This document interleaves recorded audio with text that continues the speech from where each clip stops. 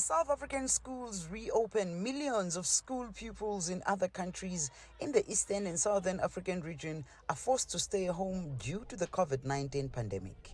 Botswana, Namibia, Zambia, and Uganda have all closed schools, while Zimbabwe announced it was extending the winter break.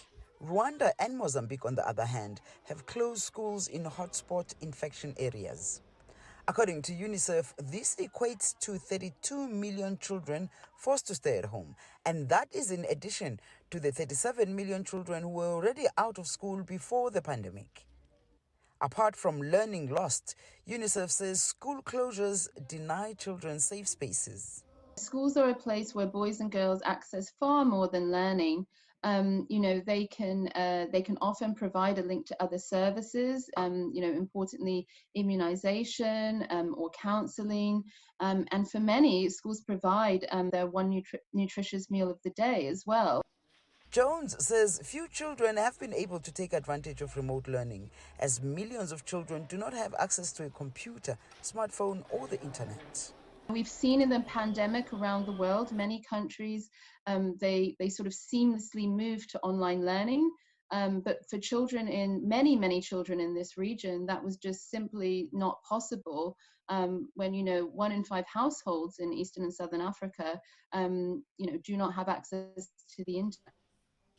Currently, 12 out of 21 schools in the Eastern and Southern African region have fully open schools, and 3 have partially open schools. UNICEF has urged all governments to prioritize education to ensure that schools remain open and safe for the sake of the individual child and the future of their communities and countries. One of the most important things they can do is allocate more funding or up their funding for funds for ensuring sufficient ventilation within schools, to make sure that there's social distancing is possible by having enough desks and chairs.